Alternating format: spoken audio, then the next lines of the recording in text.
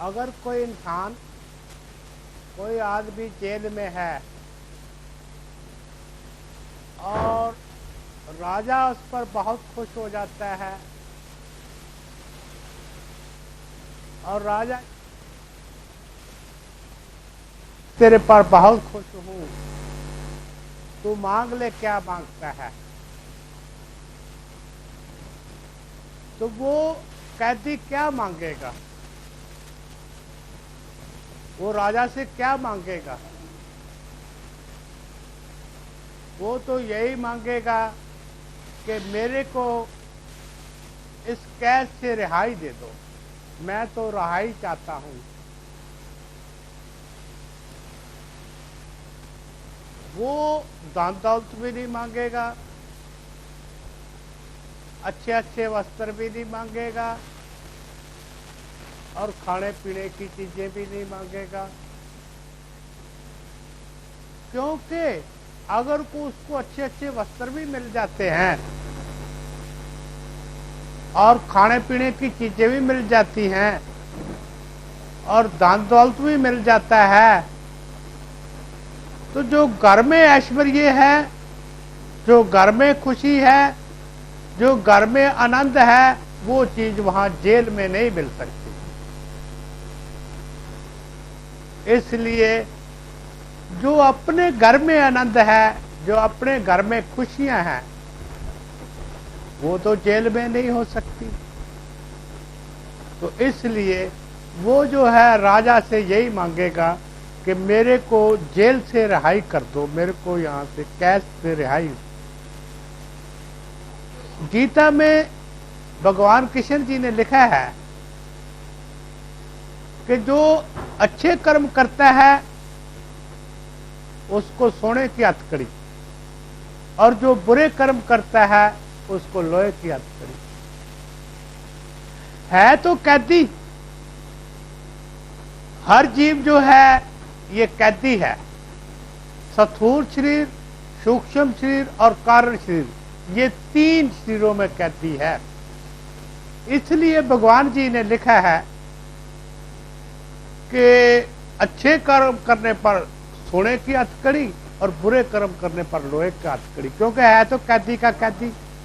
अच्छे कर्म करेगा, अगला अच्छा जन्म मिल जाएगा, अच्छा घर मिल जाएगा, अच्छा पैसा मिल जाएगा, सब कुछ वो मिलेगा, लेकिन है तो कैदी का कैदी। और कैदी कभी सुखी नहीं हो सकता।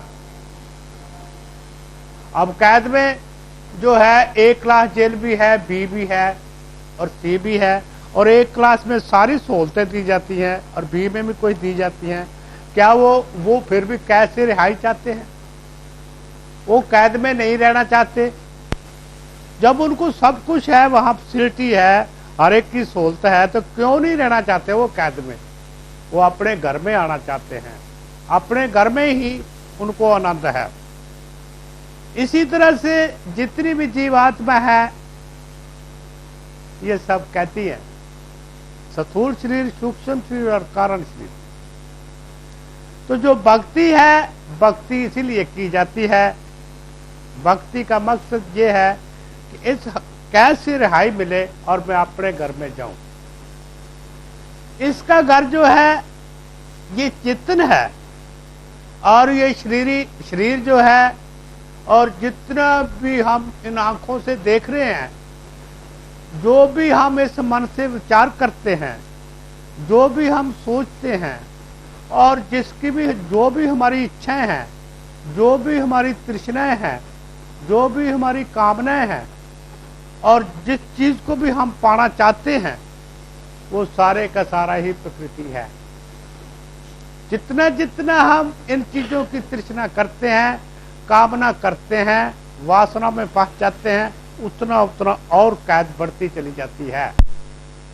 यानी वो कैद से रिहाई नहीं मिल सकती, और फिर कहती यहां तक हो जाता है कि इंसान का चोला भी नहीं मिलता, आगे नीच चूरियों के चोले मिलते हैं। क्योंकि इंसान के चोले में ही इस चीज की समझ आती है कि मेरा घर कौन सा है, और मैं कहां का रहने वाला हूं, और मैं कौन हूं। और तो किसी भी यूनि में किसी भी शरीर में इस चीज की समझ नहीं आती है, क्योंकि भगवान ने एक इंसान पर ही कृपा की है कि उसको दोनों रास्ते दे रखे हैं कि ये मार्ग जो है इस मार्ग में चल, ये तो कैद का मार्ग है, जन्म जन्म में कैद, और ये जो है रिहाई का मार्ग है, इसमें तू मालिक की प्राप्ति कर लेगा। अब जो है जो भगवान है, जो मालिक खुद है, वो अनंत स्वरूप है। जितनी भी जीव आत्मा है उनमें अनंत नहीं है। जो मालिक की प्राप्ति कर लेता है तो वो अनंत की प्राप्ति करता है, वो अनंत का भोग करता है, वो अनंत की प्राप्ति के लिए ही भक्ति करता है। वो जो सारी जीवन में उसने तपस्या की, जो भी भक्ति की, जो अच्छे कर्म किए, तो उस अनंत के भोग के लिए किए, क्योंकि अनंत इस दुनिया में है ही नहीं। आनंद जो है उस मालिक के सिवा ना तो किसी जीवात्मा में है, ना किसी प्रकृति में है, अनंत उसी में है। उस अनंत के भोग के लिए ही जीवात्मा जो है वो भक्ति करती है। अज्ञानता के वश पड़कर हम जो है इस प्रकृति में अनंत को ढूंढ रहे हैं कि प्रकृति में आनंद मिल जाए। प्रकृति में तो आनंद है ही नहीं। जब चेतन है जीवात्मा तो चेतन में ही आनंद नहीं है, तो प्रकृति में आनंद कहां से आएगा? आनंद तो सिर्फ वही है, वही अनंत स्वरूप है, तो उसी को मिलकर ही आनंद मिलता है। तो इसलिए ये जो भक्ति मार्ग है, भक्ति मार्ग इसीलिए की जाती है कि हम अपने घर जाएं, क्योंकि हमारे अपने घर में ही आनंद है। ये जो है ये प्रकृति है जहां हम कैदी हैं, यहां आनंद नहीं मिल सकता। युगों के युग बीत गए हैं, कभी किसी योनि में मर जाते हैं, कभी किसी योनि में, कभी इंसान की योनि मिल जाती है, इस तरह भटक रहे हैं। ये आज जो है ये हमारा परिवार, ये जो हमारा शरीर, ये कोई पहली बार ही नहीं मिला, ये तो लाखों करोड़ों अरबों खरबों सालों से चल रहा है। मरते जन्मते ऐसे ही आ रहे हैं। तो जीवात्मा कर्म करती है, उसका फल भोगती है। जैसा कर्म करती है वो अपने कर्मों के मुताबिक उसको अगला जन्म मिल जाता है। तो जो अपने घर में ठाठ है, जो उस मालिक के घर में ठाठ है, जो आनंद है, जो खुशियां हैं, जो शांति है, वो कहीं भी नहीं, इस दुनिया में नहीं है। अगर कोई ऐसा होता तो कौन भक्ति करता, क्या जरूरत थी? अब देखो जितने भी दुनिया के इंसान हैं वो बदे हुए किसी न किसी धर्म के साथ लगे हुए हैं। तो अगर ऐसी बात हो तो कौन किसके साथ लगे? वो दूसरी बात है। किसी को मार्ग मिलता है, किसी को नहीं मिलता, वो अलग बात है। कोई उसकी तरफ चलता है या नहीं चलता, लेकिन कोशिश तो है। उनको जो है आगे लगाने वाले जो हैं वो सही मार्ग पर लगाते हैं या नहीं लगाते, वो तो बेचारे अपने किसी न किसी की शरण में जाते ही हैं। हर इंसान देखो इसीलिए जाता है कि मेरा कल्याण हो। तो कल्याण तो तभी होगा अपने घर में जाएगा। तो ये जीवात्मा जो है, जीवात्मा को पहले तो यही नहीं पता कि मैं कौन हूं और मैं कहां का वासी हूं और मेरा बाप कौन है और मेरा अपना कौन है। तो ये प्रकृति के संग करके लग के ये अपने आप को प्रकृति मान रहा है कि मैं ही प्रकृति हूं। इसको ये नहीं पता कि मैं चेतन हूं। तो जब हम गुरुओं के पास जाते हैं तो गुरु लोग हमें समझाते हैं कि तू तो कोई और है, तू अपने आप को और समझे बैठा है, तू तो चेतन है, तू चेतन है, तेरा स्वामी चेतन है, बाकी तो सारी प्रकृति है। क्योंकि दुनिया में तीन ही चीजें हैं, एक आत्मा है, एक परमात्मा है और एक प्रकृति है। तो ये चेतन तो दो ही हैं, बाकी सारे के सारी प्रकृति है।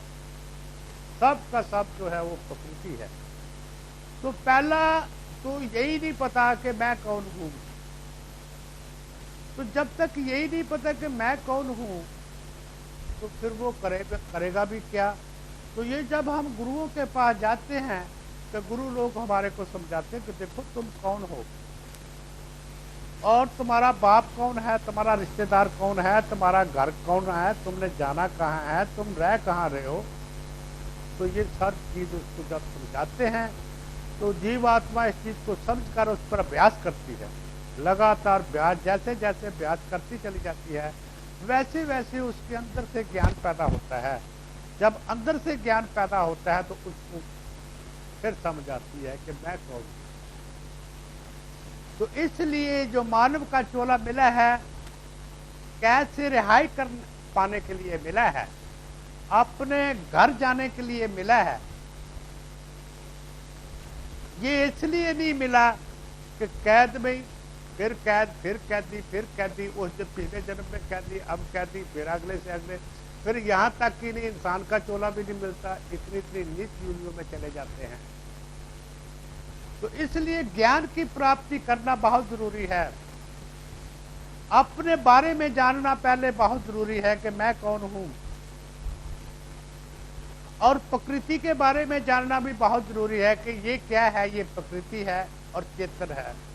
और चेतन और प्रकृति के भेद के बारे में, प्रकृति क्या है और चेतन क्या है, और मेरा यहां पर फंस जाने का, इस कैद में फंसने का कारण क्या है, और इससे अब निकलने का क्या उपाय है। ये सब चीजें जो है ये गुरु लोग समझाते हैं। क्योंकि हर इंसान जो है कोशिश तो कर ही रहा है लेकिन फिर उलझता ही चला जाता है, उलझता ही चला जाता है, उलझता ही चला जाता है। बहुत लोगों का ये भी ख्याल है कि अगर तू भक्ति में लग गया तो फिर तेरे बाल बच्चों का क्या होगा, तेरी नौकरी का क्या होगा, तेरे बिजनेस का क्या होगा, वो भी मूर्ख ही है। उनको ज्ञान नहीं होता, कुछ भटकाने वाले होते हैं। देखो मार्ग दो हैं, भक्ति मार्ग दो तरह के हैं। एक तो है गृहस्थ आश्रम, एक है ब्रह्मचर्य आश्रम। जो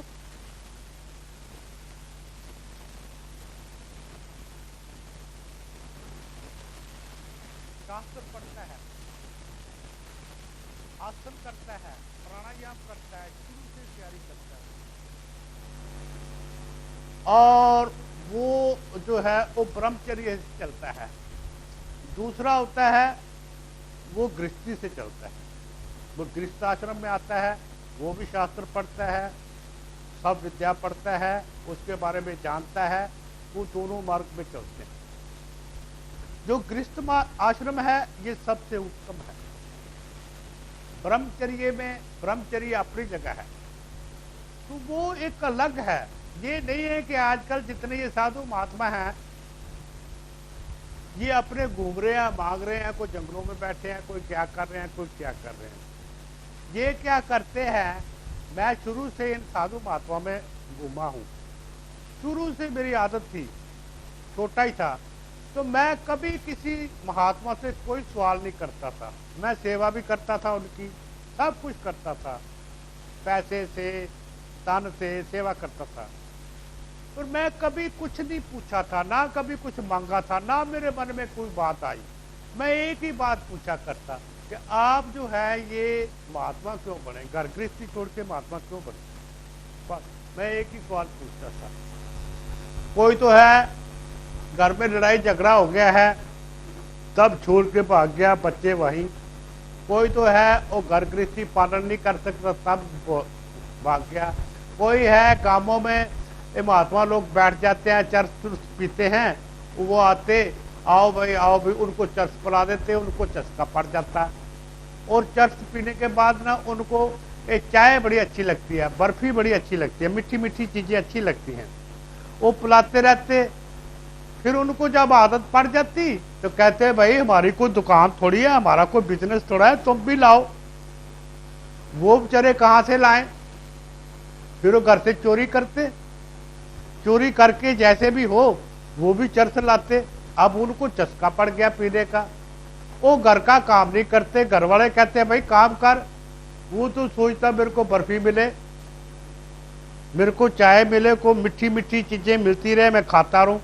और इसमें आलस बड़ा होता है चर्च वालों को, बैठे रहते हैं अपना। अब वो पड़ गई आदत, घर वालों ने उधर दबा दिया, वो भी साधु हो गया। ये बहुत ऐसे ही।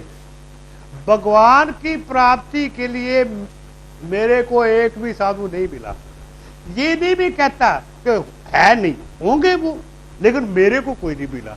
मैंने खूब तलाश, कोई किसी कारण से, कोई किसी कारण से, कोई किसी कारण से, कोई किसी कारण से बगले कपड़े पहने। तो ये नहीं, इन लोगों को हम देखकर ऐसा डर जाते हैं, ये बात नहीं है। क्योंकि गृहस्थ आश्रम के बारे में ये लिखा है, वेदों में भी लिखा है, सब शास्त्रों में लिखा है कि गृहस्थी को चाहिए अपने गृहस्थ की पालन पोषण करे, खूब धन कमाए, खूब मेहनत करे, धन कमाए, अच्छा खाए, अच्छा पहने, अपने बच्चों का पालन पोषण करे, उनकी शादियां करे, उनका जो गृहस्थी का धर्म है वो करे, और आए गए मेहमान, आए गए तिथि की सेवा करे, और प्रेम से रहे, आपस में प्रेम, यानी प्रेम भावना रखे, कल्याण भावना रखे। जो गृहस्थी के अंदर कल्याण भावना है, प्रेम भावना है, वो मालिक की प्राप्ति कर लेता है।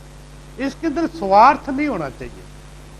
भक्ति मार्ग में सबसे बड़ी चीज है स्वार्थ नहीं होना चाहिए। निष्काम कर्म करना, सेवा करो तो उसके अंदर किसी तरह की भावना नहीं होनी चाहिए कि इसके बदले मेरे को ये मिल जाए। हम जो भी काम करते हैं, हम गुरुओं के पास भी जाते हैं, साधु महात्माओं के पास भी जाते हैं, मंदिरों में भी जाते हैं, तो पहले कुछ ना कुछ धारणा लेके जाते हैं कि हमारा ये काम होना चाहिए।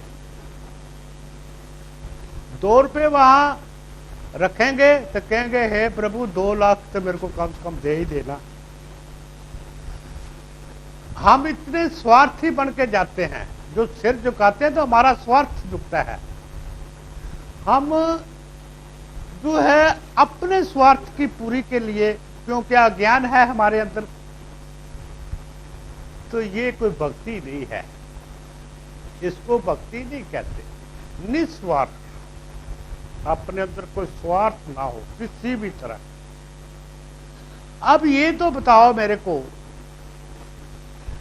कि जिसने सब लोक लोकांतरों के ब्रह्मांडों की रचना की, जिसने सब लोक लोकांतर के पिंडों की रचना की, जो सब लोक लोकांतर के ब्रह्मांडों के अंतर में बैठा है, अंतर्यामी, कोई भी जीवात्मा अंतर्यामी नहीं है। वो मालिक जो है अंतर्यामी, वो अंतर्यामी है। अंतर्यामी का मतलब यह है कि जितने भी लोक लोकांतर के ब्रह्मांड है वो सब के अंतर में बैठा है, और जहां चेतनी चेतन वहां भी वही है, और जितने भी लोक लोकांतर के पिंड है उस सब के अंतर में बैठा है, और जहां चेतनी चेतन वहां भी वही है, और जितने भी लोक लोकांतर के जीवात्मा है उन सब के अंदर वही बैठा है, और जहां चेतनी चेतन वही बैठा है। जीवात्मा अंतर्यामी नहीं है, चाहे वो कितना भी बड़ा हो जाए, वो सिर्फ अंतर्यामी वो एक ही है, क्योंकि सर्व जीवात्माओं का स्वामी वो एक ही है। वो मां के पेट में नहीं आता, वो अजन्मा है, वो अकाल पुरुष है। अकाल का मतलब ये है, काल का मतलब ये है कि जब वो सृष्टि की रचना करता है तो समय निर्धारित कर देता है, भाई इतने करोड़ तक ये सृष्टि चलेगी, उसके बाद प्रलय कर देता है। तो वो समय जो है उसको काल बोलते हैं। तो वो अकाल पुरुष है, वो उस समय से बाहर है, उस समय के अधीन तो सिर्फ जीवात्मा ही है। आगे वो है, आगे आता है, वो सर्वव्यापक है। सर्वव्यापक सिर्फ वही है, कोई भी जीवात्मा सर्वव्यापक नहीं है। सर्वव्यापक का मतलब वो हर जगह पर है, स्थित है, हर जगह पर मौजूद है।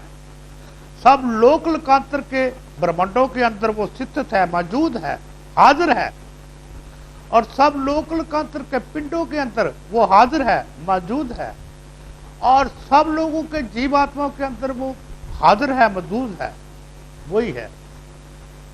फिर आगे आता है घटघट का वासी। कोई भी जीवात्मा घटघट का वासी नहीं है, चाहे उसने मालिक की प्राप्ति भी क्यों नहीं कर, क्योंकि प्रकृति अनंत है और वो भी अनंत है। तो जीवात्मा ये अल्प है, ये अणु है, ये छोटी है, इसकी छोटी हद है, तो ये अनंत नहीं हो सकती। चाहे मालिक की प्राप्ति भी कर ले, मालिक की प्राप्ति करने का मतलब ये है कि वो आजाद हो जाता है, प्रकृति के बंधनों से छूट जाता है, वो सब लोक लोकांतरों का राजा हो जाता है। जितने भी ये लोग, इससे बड़ा लोग, उससे बड़ा लोग, उससे बड़ा लोग, उससे बड़ा, सब लोक लोकांतरों का राजा हो जाता है। और वो मालिक की प्राप्ति करके उसको आजादी है, जहां मर्जी आए, जहां मर्जी जाए। कोई बड़ी भक्ति करता है तो इस लोक से ऊपर वाले लोग को पा लेता है, उसको चाहे देवता कह लो, चाहे कुछ और कह लो। फिर उससे भी ऊपर वाले जो और करता है तो उससे भी ऊपर वाले लोग को पा लेता है, जो उससे और करता है तो उससे भी ऊपर वाले लोग को पा लेता है। लेकिन जो मालिक की प्राप्ति करता है सब लोक लोकांतरों पर पा लेता है। तो वो जिधर जाता है, जिस लोक में जाता है, वही हाथ जोड़ के खड़े होते हैं, क्योंकि कैसे रिहाई हो गया। जो इस लोक से ऊपर के लोक को पाता है उसको 100 गुना सुख है इस लोक से। जो उससे ऊपर वाले लोक को पाता है उससे भी 100 गुना सुख है उसको। फिर उससे ऊपर वाले लोक को जो पाता है उसको भी 100 गुना उससे सुख है। इस तरह 100 गुना सुख जो है बढ़ता चला जाता है। तो जिसने मालिक को ही पा लिया तो वो अनंत है, वो अनंत को भोगता है, उसके मुकाबले में कोई नहीं है। तो ये सिर्फ जो है ये जीवात्मा जो है इस इंसान के चोले में पा सकता है और किसी में नहीं है। तो आगे आता है घटघट का वासी। कोई भी जीवात्मा घटघट के वास नहीं कर रही, सिर्फ वही है। वो मालिक की जो है लोक लोकांतर के ब्रह्मांडों में, ब्रह्मांडों के घट घट में वास कर रहा है, लोक लोकांतर के पिंडों के घट घट में वास कर रहा है, लोक लोकांतर के जीवात्मा में घट घट में वास कर रहा है। अब ये बताओ इन लोगों से हमने क्या मांगना है? जो सारी सृष्टि का, जो सबका ही स्वामी है, जो सर्व जीवात्माओं का स्वामी है, जब जो बड़े बड़े लोग हैं उनका भी वही स्वामी है, और वो भी अभी कैद में ही फंसे हुए हैं। ठीक है, उनकी शक्तियां तो इससे ज्यादा है इस लोग से, ऊपर के लोग को क्या उसकी शक्ति, फिर उससे ऊपर, लेकिन उससे ऊपर तो किसी की नहीं, शक्तियां भी तो उसी की हैं। तो फिर उससे क्यों ना मांगा जाए? जो उसका हो जाएगा, मांगने की तो जरूरत ही नहीं है। अब तब जो कैद से रिहाई मिलती है तो घर में जाओगे तो क्या मांगोगे? कुछ तुम्हें तो बड़ी शान से, बड़ी तुम्हारी इज्जत खातर हर जगह से मिलेगी तुम्हें। तो इसी तरह से जब हम उस मालिक की प्राप्ति कर लेते हैं तो हमें किसी चीज की कमी ही नहीं रहती, संतुष्टि हो जाती है, तृप्ति हो जाती है। नहीं तो तृप्ति इंसान की नहीं हो सकती, चाहे करोड़पति हो जाए, चाहे अरबपति हो जाए, चाहे खरबपति हो जाए, चाहे उससे भी ऊपर, चाहे उससे भी ऊपर, चाहे उससे भी, चाहे सारी दुनिया का राज मिल जाए, चाहे सारी दुनिया के पदार्थ मिल जाए, लेकिन तृप्ति नहीं हो सकती। उसका कारण है कि ये तो प्रकृति है। प्रकृति की तृप्ति क्या होगी बताओ? तृप्ति हमेशा चेतन की हुआ करती है। तो जब चेतन उस मालिक की प्राप्ति कर लेता है उसकी तृप्ति हो जाती है। वो तो ऐसे वर्ष करता है हर एक चीज की। ले ये लोक में क्या चीजें हैं, वो तो इससे भी परे से परे चीजें देता है, लेकर भगत हाथ जोड़ देता है, प्रभु मेरे को तो तेरा प्रेम चाहिए, कुछ नहीं चाहिए। वो जो है, अब देखो जो बाप है, बाप अपने बच्चों को किसी तरह की कमी आने देगा? और अपनी पत्नी को किसी चीज की कमी आने देगा? वो हर चीज की सोचेगा, ये भी मेरे बच्चों को मिले, ये भी मेरे बच्चों को मिले, ये भी मेरे बच्चों को। तो वो जो शहनशाह का शहनशाह है, जब हम उसके बच्चे हो जाएंगे तो शहनशाह की पत्नी को कभी किसी चीज की कमी आई है? वो कभी मांगती है, उसको मांगने की जरूरत ही नहीं है। शहनशाह की जो पत्नी हो वो क्यों मांगेगी, सब कुछ हाजिर है। और शहनशाह के जो बच्चे हैं उनको वो क्यों मांगेंगे, सब कुछ हाजिर है। तो जब इस शहनशाह के बच्चे और पत्नी का वो मांगने की जरूरत नहीं, सब चीज मिलती है क्योंकि उसका पति शहनशाह है, तो वो तो सब शहनशाहों का शहनशाह है। तो जब तुम उसके हो जाओगे तो बताओ तुम्हें किस चीज की कमी रहेगी, वो कमी छोड़ेगा क्या। ऐसा वेदों में भी आता है कि जो इंसान सच्ची लगन से उसकी भक्ति करता है वो उसको धन की, मान की, इज्जत की और हर तरह की किसी भी चीज की कमी नहीं छोड़ता, वो प्राप्ति कर देता है। ये शास्त्रों में आता है। लेकिन हम तो अज्ञानी है ना, हम तो एक छोटे से आदमी से मिलेंगे, हाँ हाँ मैं तेरे को ना, तू फलाना हवन करवा ला मेरे से, तेरा वो पूरा हो जाएगा। अरे के पूरा होगा। हम इतने गिर चुके हैं, इतने गिर चुके हैं कि हम छोटी छोटी बातों में स्वार्थ के बगैर तो हमारे अंदर कोई चीज ही नहीं है, बस स्वार्थ। छोटी छोटी बातों में हर टाइम हम चिंताओं में रहते हैं, कोई न कोई विषय को लेकर हम चिंता करते ही रहते हैं। तो खुशी कैसे होगी। तो जो भी चीज हम इस दुनिया में चाहते हैं, जो भी प्राप्ति चाहते हैं, वो तो खुशियां के लिए चाहते होंगे, अनंत के लिए चाहते होंगे। तो अनंत तो उसी के नाम में है, खुशियां भी उसी के नाम में है। कोई करके देखे, कोई उसके नाम पर तुल के देखे, अगर वो किसी को कमी आने दे तो। ये नहीं है कि 2-4 दिन अपना भजन किया तो मेरा तो कुछ किया नहीं उसने, कहते हैं कि वो बड़ा है। अब ये तो वो है, किसी ने कहा किसी किसान को, किसी को, भाई तू गेहूं बो, तो तू गेहूं बोएगा ना, बहुत ज्यादा गेहूं आ जाएगी। तो 1 मन गेहूं बोएगा तो बहुत ज्यादा आ जाएगी, कई मन आ जाएगी गेहूं पैदा होगी। उसने उसके कहने पर गेहूं बो दी। 2-4 दिन के बाद ना खुरपे के साथ फोड़ने लगा, कहते ऐसे ही वो भी गई गेहूं, यहाँ कहाँ पैदा हुई है, कुछ भी पैदा नहीं हुई, कुछ भी नहीं है। अपनी सारी फाड़ दी। कहता है ऐसे ही उसने मेरे को पका दिया था, कहीं मन आएगी, बता कहाँ आई है, ये तो कुछ भी नहीं है। वो फिर क्या कहता है, जी आपने कहा था गेहूं वो कहीं मन आएगी, मैं तो वो भी खो बैठा जो 1 मन गेहूं थी। कहता वो कैसे, कहता मैंने सारा ही खुरपे के साथ फाड़ फाड़ के देखी, कुछ भी नहीं था, वो तो वैसे की वैसे ही है। वो जो दाने बोए थे वो भी खराब हो गए। वो बोला भाई बात यह है कि जो भी चीज है उस पर समय तो लगता होगा, समय पर हर एक चीज मिलती है, तो फिर बो और उस पर पानी दे और उसकी रखवाल कर, जरूर होगी। खैर उसने जो है फिर बो दी, उसके कहने पर फिर पानी दिया, फिर फसल हुई, समय पर पकी और समय पर दाने आए। तो इसलिए सब कुछ होता है, धीरज, सब्र, संतोष।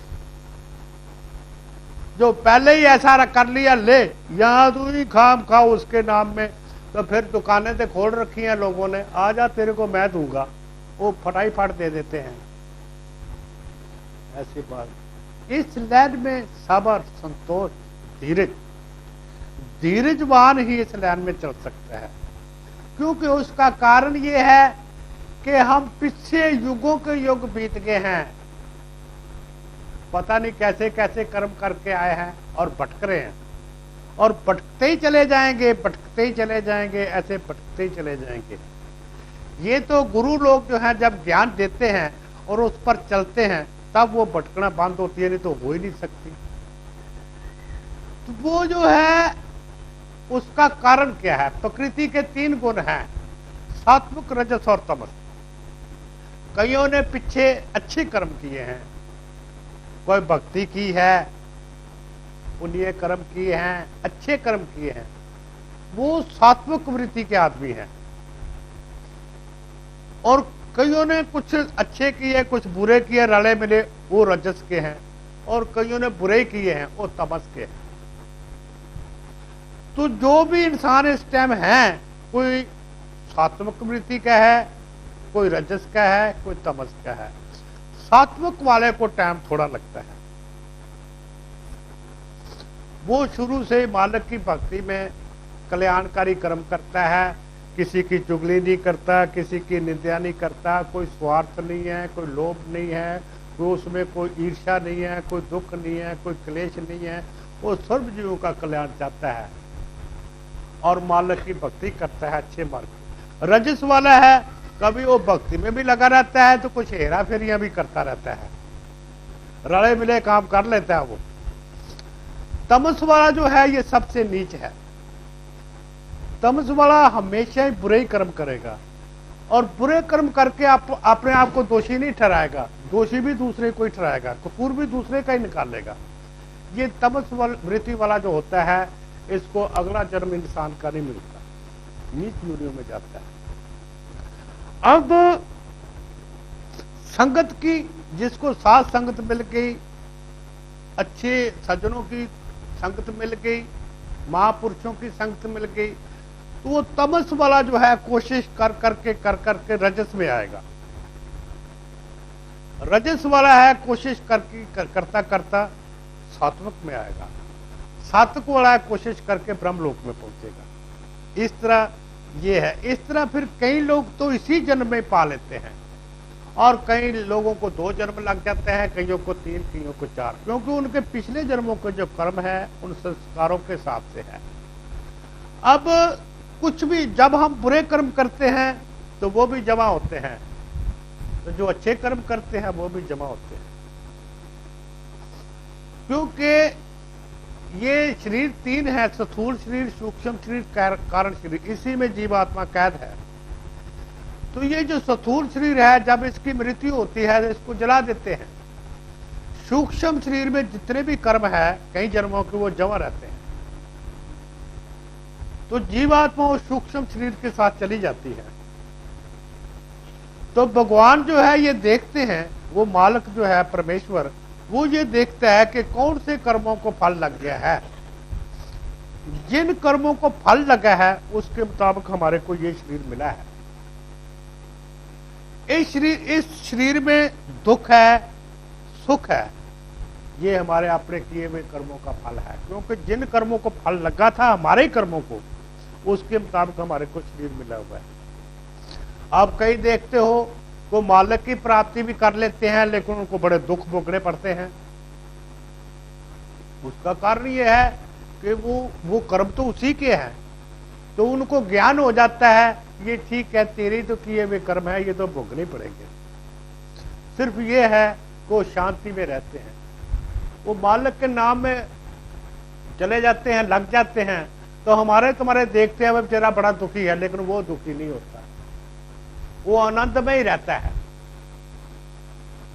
तो इस तरह से ये फर्क पड़ जाता है। तो हमने जो इस जीवन में करना है, क्या करना है, हमें सबसे पहले ये देखना चाहिए हमें करना क्या है। हमें घर गृहस्थी में रहकर सब कुछ करते हुए मालिक का सिमरन करना है, और इसी गृहस्थी में ही रहकर उस मालिक की प्राप्ति करनी है। कुछ जो शांति है, शांति जो है ये ज्ञान से मिलेगी। ऐसी तो चीज है नहीं कि जो मोल मिल जाए। कहीं कहते लो हम यज्ञ कर देंगे, हम ये मंत्र पढ़ देंगे, तेरे को शांति मिल जाएगी। नहीं, ये गलत बातें हैं। शांति जो है हमारे ज्ञान से मिलेगी, अंदर के ज्ञान से मिलेगी, क्योंकि ज्ञान जो है, ज्ञान से ये पता चलता है ये मन की चित्त वृत्तियों को कि ये किस तरफ चल रही है, बुराई की तरफ चल रही हैं, ये हमारे पिछले जन्मों के संस्कार हैं, ये उद्बुद्ध हो रहे हैं, ये जो विचार हैं ये पिछले जन्मों के संस्कार ही तो हैं। जो पिछले जन्म के कर्म थे इस जन्म में संस्कार पड़ के वही हमारे मन के अंदर उद्भुत होते हैं। हमारे को वही अच्छे लगते हैं। तो ज्ञान से हमें पता चल जाता है कि ये विचार गलत है, ये तो हमने पिछले जन्मों में गलतियां की हुई है, तो ये हमारी गलतियों का फल है। अब ये पिछले जन्म में तो गलतियां हो गई सो होगी, अब इस जन्म में नहीं होनी चाहिए। वो हमारा ज्ञान बताता है। जब हम इस बात को समझ जाते हैं तो फिर हम उसमें जो है अभ्यास करना शुरू कर देते हैं। जैसे जैसे अभ्यास करते हैं हमारे अंदर शांति आती चली जाती है, क्योंकि हमारे जो कर्म है, हमारी जो सोच है, हमारी जो चित्त वृत्तियां हैं, वही हमारे को शांत करती हैं, उसी से हम दुखी हैं। कुछ कर्मों के मुताबिक, पिछले कर्मों के मुताबिक, कुछ जो है हमारे अंदर जो विचार हैं, अपनी इमेजिनेशन से बहुत लोग जो दुखी हैं, वो उसके अंदर विचार आते रहते हैं। और विचारों का क्या पता कैसे आए। घर में भी जो है कईयों के विचार पता नहीं कहां का कहां पहुंच जाते हैं। तो वो गृहस्थी में रहकर कई बार सब कुछ होता है, लेकिन फिर भी वो दुखी ही होता है। तो इस तरह से ज्ञान जो है अंदर की स्थिति को कंट्रोल करता है, वो समझने लग जाता है, हर चीज को समझने लग जाता है। उस ज्ञान से फिर शांति मिलती है, वैसे शांति नहीं मिल सकती। तो शांति की प्राप्ति के लिए हर इंसान जो है अभी जो भी भागदौड़ करता है, शांति की प्राप्ति के लिए करता है। तो इसलिए हमें जो है अगर शांति की प्राप्ति करना चाहते हैं, अपना कल्याण चाहते हैं, तो इस कैद से रिहाई पाना चाहते हैं, तो मालिक का भजन करना चाहिए और अच्छे कर्म करने चाहिए, कल्याणकारी कर्म करने चाहिए। अब जो औरत है, जो नारी है, वो मालिक की प्राप्ति जल्दी कर लेती है अगर वो करना चाहे तो। उसको आसान है, मर्द को बल्कि मुश्किल है, नारी को आसान है। नारी को कैसे आसान है? एक लड़की की शादी होती है, पुराने टाइम में जो रस्मों रिवाज बनाए गए थे, ऋषियों ने बड़े सोच समझ के बनाए थे। आज तो जमाना ही बदल गया है और कई कानून बन गए हैं और बदलता जा रहा है, वो दूसरी बात है। बाहर में तो कोई वो है ही नहीं है, तलाक हो जाता है, जिससे मर्जी शादी कर लो, जिससे मर्जी तलाक कर लो, जब मर्जी कर लो। लेकिन वो भी तो आदमी आगे दुखी हो रहे हैं। आहर अंत जो है हर एक चीज का आता है, समय समय की बातें हैं। असल में शादी का मतलब, शादी का ये होता था, जब लड़की की शादी होती थी, जो तन और मन वो सब कुछ पति का हो जाता था। लड़की का अपना तन नहीं रहता था, अपना मन उसी के अर्पण हो जाता था, पति का ही, वो पति का ही होता है। और जो घर है वो भी पति का, जो धन दौलत है वो भी पति का, जो जमीन फैक्ट्री है वो भी पति का, और जो बेटे बेटियां हैं वो भी पति के, जो माँ बाप है वो भी पति का, जो बहन भाई हैं वो भी पति का, जो रिश्तेदार हैं वो भी पति का, सब पति के ही हैं। उसका कुछ भी नहीं है,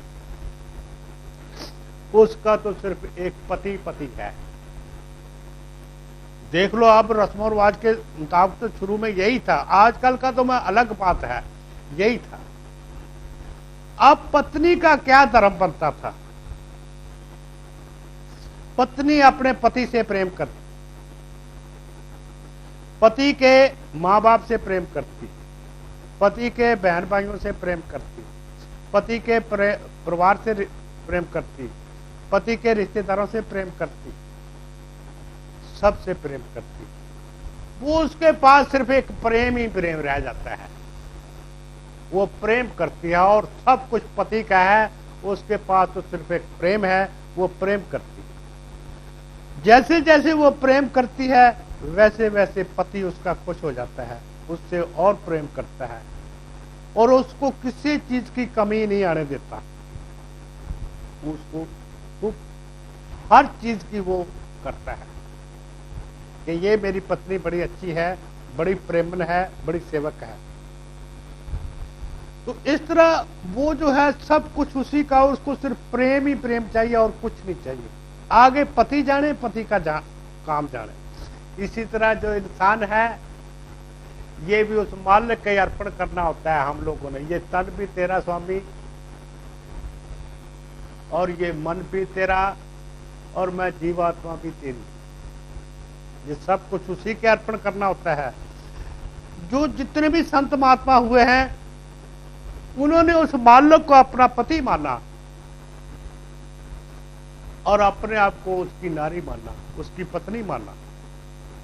असल में ये जो शरीरों का भेद है ये तो प्रकृति है। 5 तत्व का चोला जो है इंसान मर्द का बना है और 5 तत्व का नारी का बना है। बस वो है तो वो भी प्रकृति चेतन जो जीवात्मा है वो तो एक ही है, चाहे वो नर है ना नारी है, वो तो जीवात्मा है। वो तो पशुओं की वही है, कीड़ियों की वही है, सब की वही एक ही है। ये शरीरों से ही भेद है। ये सारा जो शरीर है ये सारे प्रकृति है, ये चेतन थोड़ा ही है, तो वो तो एक ही है। तो इसी तरह से जो इंसान है, चाहे वो नर है चाहे नारी है, उसके अर्पण कर देना होता है। हे स्वामी, ये तन भी तेरा है, ये मन भी तेरा है, और मैं जीवात्मा भी तेरी हूं। तू मेरा पति है, मैं तेरा स्वामी हूं। अब जितने हमारा परिवार है वो भी पति का, बेटे हैं, बेटियां हैं, पति है, पत्नी है, जो भी है, माँ है, बाप है, जो भी रिश्तेदारी है, जो भी मित्र प्यारे हैं, जो भी सज्जन हैं, ये सारे के सारे तो हमारे पति के हो गए, उस मालिक के हो गए। हमारा कुछ नहीं है। ये घर है, जमीन है, जायदाद है, फैक्ट्री है, खेत है, जमीन है, सब कुछ उसी का हो गया। हमारा तो सिर्फ वो पति है। हमने तो उस पति से का प्रेम करना है और उसके परिवार की सेवा करनी है। बस हमने तो यही करना है। तो हमें बस इतना ही करना है, उससे प्रेम करना है और उसके परिवार से प्रेम करना है और उसकी भी सेवा करनी है, उसके परिवार की भी सेवा करनी है। तो हमें तो सिर्फ सेवक बन के रहना है और प्रेमी बन के रहना है और कुछ नहीं चाहिए। और आगे वो अपने आप ही संभाल लेगा। आगे कुछ मांगने की जरूरत नहीं है, कुछ कहने की जरूरत नहीं है। उसको पता है कि मेरी पत्नी को क्या कुछ चाहिए। उसको नहीं पता है, क्या पति को अपनी पत्नी के बारे में नहीं पता है। तो इस तरह सब कुछ मालिक के अर्पण कर देना होता है। तो अपने परिवारों में जो तुम रह रहे हो, अपनी गृहस्थी में, तुम्हारा परिवार है, तुम्हारे रिश्तेदार हैं, तुम्हारे सज्जन हैं, तुम मित्र हैं, सभी से प्रेम करो। वो तुम्हारे मालिक के हैं। बच्चों को अपने स्वामी के मानो कि ये तुम्हारे स्वामी का परिवार है, तो अपने स्वामी के परिवार की तुम्हारी ड्यूटी है सेवा करने की। करो सेवा। तो छोड़कर वहां जंगलों में भाग जाओगे तो फिर तुम्हारा पति नाराज नहीं हो जाएगा। सेवा करो, खूब कमाओ, अच्छा खाओ, अच्छा पहनो, प्रेम से बोलो, प्रेम से रहो, खुशियां रहो, आनंद से रहो। तो इसलिए इस लाइन में अर्पण उसके अर्पण कर देना होता है। यहां तक जो भक्ति करते हैं ये भी तेरी, जो बैठते हो आसन लगा के ये भी तेरा, सब तेरा, सब उसी के अर्पण करना होता है। क्योंकि भक्ति करते हो तो मन से ही करते होगे, तो मन भी तो उसी का है। ये भी प्रकृति है, प्रकृति का स्वामी तो वही है, सब जीवात्माओं का स्वामी तो वही है। अगर तुम यहाँ बैठते हो भक्ति के लिए तो शरीर भी तो उसी का ही है, सब कुछ उसी का है। तो जो कल्याणकारी कर्म करो, क्योंकि वो कल्याणकारी है, वो सर्व जीवों का कल्याण करता है। उसने ये सृष्टि की रचना की है। तो सृष्टि की रचना, ब्रह्मांडों की जब रचना की तो जीवों के खान पीन के लिए उसने सब कुछ बंदोबस्त पहले कर दिया, पैदावार कर दी। फिर ये पिंड बनाए और फिर पिंडों में जीवात्मा आए ताकि ये इनको किसी तरह की कमी न रहे। तो वो खाने पीने का बंदोबस्त सबसे पहले कर देता है। इस चीज की चिंता मत करो, सोच मत करो। तुम्हारा धर्म है सेवा करना, कर्म करना। बुरे कर्मों को छोड़ दो। वो बुरे नहीं करता किसी का, वो बुरा तो नहीं करता, वो बुराई नहीं करता, बुरे कर्म नहीं करता। इसलिए अपने अंदर जो बुराइयां हैं उनको निकाल दो, एक एक बुराई को करके निकाल दो। अपने अंदर अच्छे गुण प्राप्त करो। जो हमारे स्वामी के गुण हैं वही हमारे अंदर गुण होने चाहिए। अब देखो, जिनके आपस में विचार मिलते हैं, जिनके गुण मिलते हैं, उनका आपस में प्रेम हो जाता है। अपना बड़ा सागी रिश्तेदार भी हो तो अगर हमारा उससे गुण नहीं मिलता, हमारे विचार नहीं मिलते, तो हमारा उससे प्रेम नहीं होता है। अगर कोई और ही हो बेशक, तो उससे हमारे विचार मिल जाते हैं, हमारे गुण मिल जाते हैं, उससे प्रेम हो जाता है। इसलिए जो उसके गुण हैं वही गुण हमारे अंदर होने चाहिए। वो परोपकारी है, वो सर्वजीवों का कल्याण करता है, वो बुरे कर्म नहीं करता, वो दयालु है, वो दया का सागर है, वो कृपालु है, वो कृपा का सागर है, वो सब पर दया करता है, वो क्षमाशील है, वो सर्वजीवों के लिए जो है सबका कल्याण चाहता है। इसलिए तुम्हारे अंदर भी ऐसे गुण होने चाहिए, क्योंकि तुम उसकी पत्नी हो ना, तो तुम्हारे अंदर अपने पति जैसे गुण होने चाहिए। तुम्हारा पति तो ऐसा हो तो तुम ऐसी हो, तो फिर गलत बात हो जाती है। तो इसलिए तुम्हारे अंदर किसी तरह की बुराई नहीं रहनी चाहिए। सब बुराइयों को निकाल दो, अपने आप को पवित्र करो, तो सबके सेवक बन के रहो, सबके पैरों की धूल बन के रहो, और अपने अंदर कल्याण भावना का बनाओ। कल्याण कल्याण कल्याण। बस ये भगवान से कहो, भगवान हे प्रभु मेरे पर कृपा कर, मेरे अंदर कल्याण भावना दे दे, मैं कल्याण ही कल्याण करूं। जो बुरे कर्म हैं, जो मेरे अंदर बुराइयां हैं, जो बुरे संस्कार हैं, इनको भस्म कर दे स्वामी।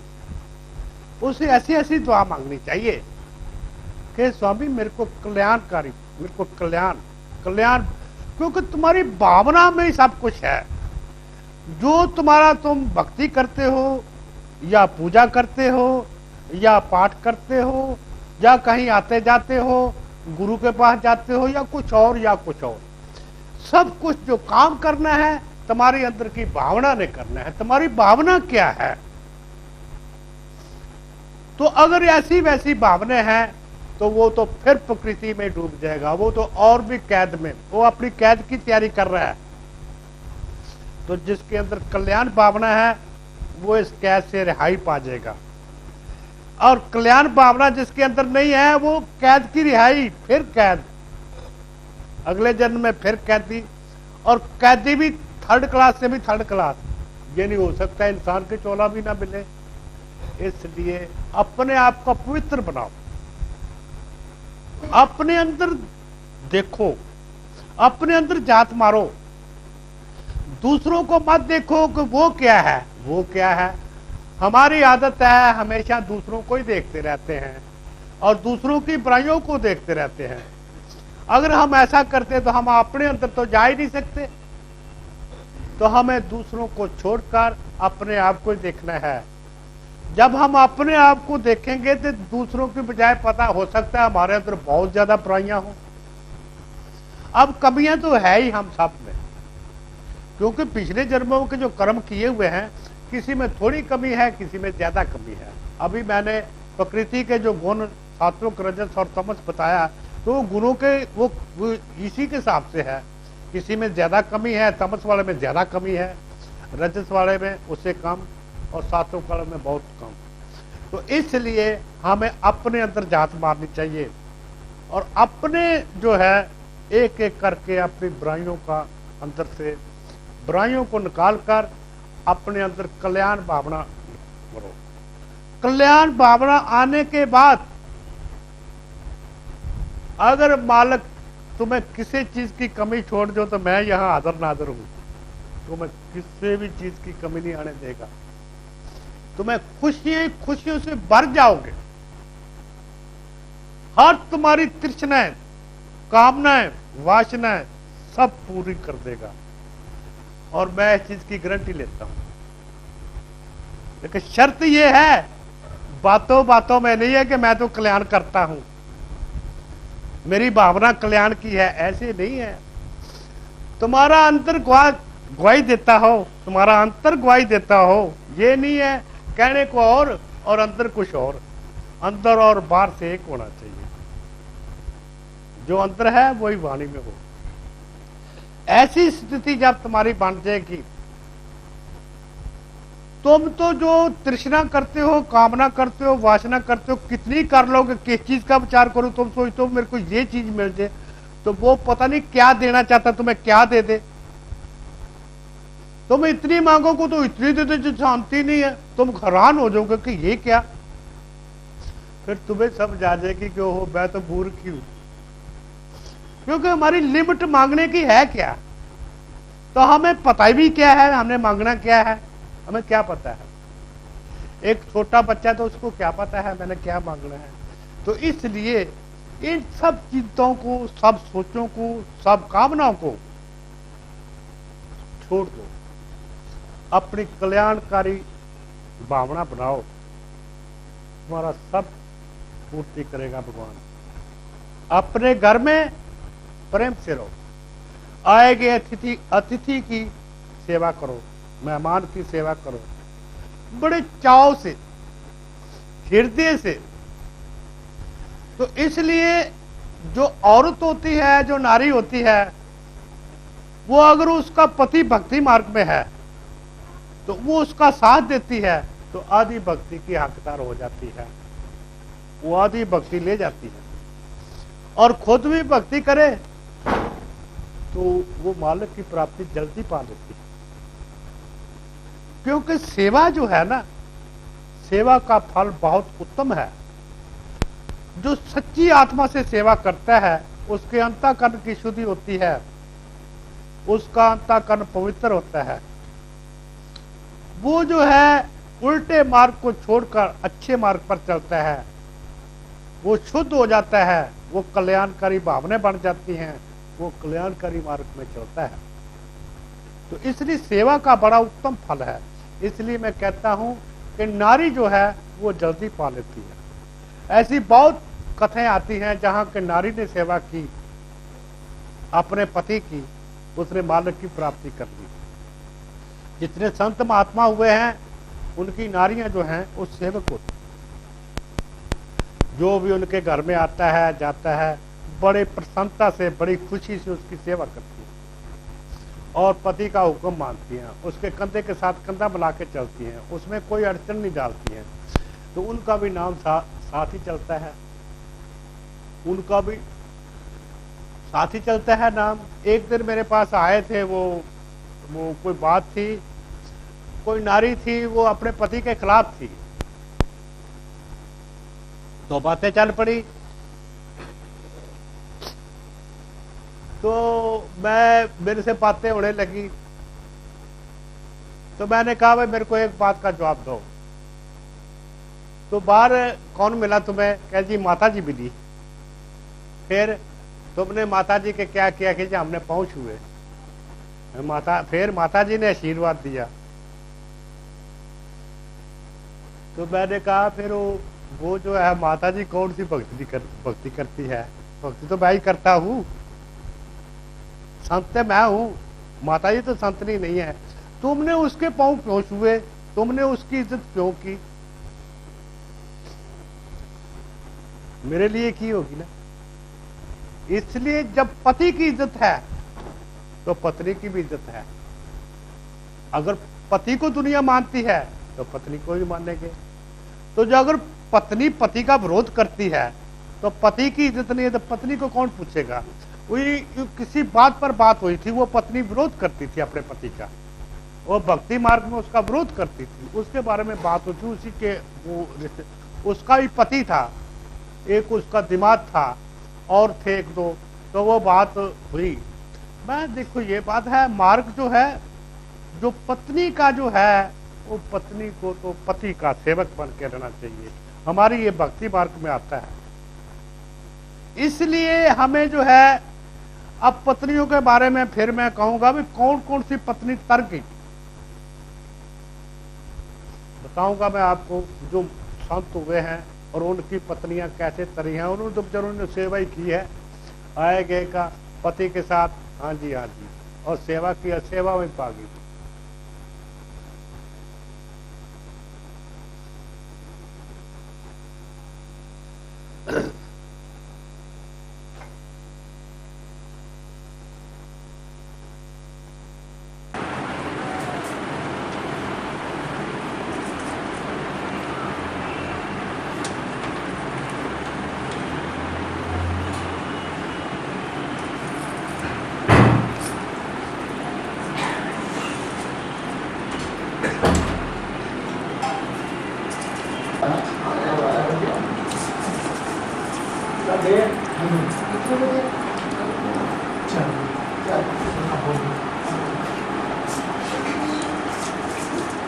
ये कथित किया जाता है कि कल ठीक शाम के 4 बजे श्री बंसीलाल के घर सत्संग है, तो सभी लोगों से हमारी प्रार्थना है कि ज़्यादा से ज़्यादा बढ़ चढ़ कर सेवा का मौका दें।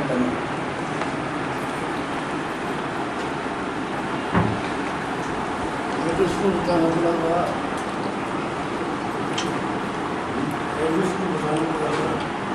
बता दें।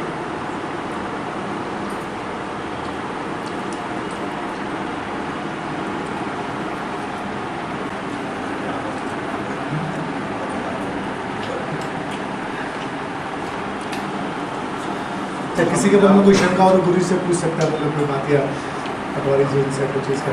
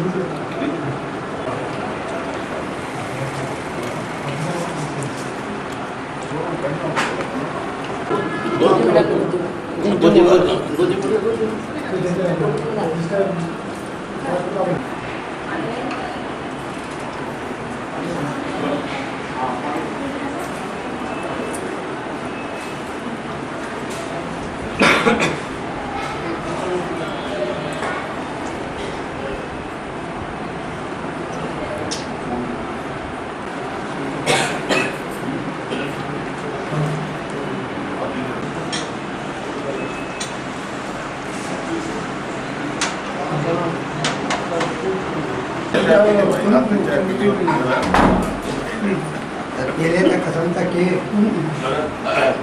वैसे आते के बाद हम बात तबियत तो नाम का रिश्ता बताया गुरु जी ने भक्ति का, गृहस्थी छोड़ना ना कुछ नहीं, गृहस्थी भी चलती रहे, भक्ति भी चलती रहे, और परिवार छोड़ना ना कुछ, इतनी आसान।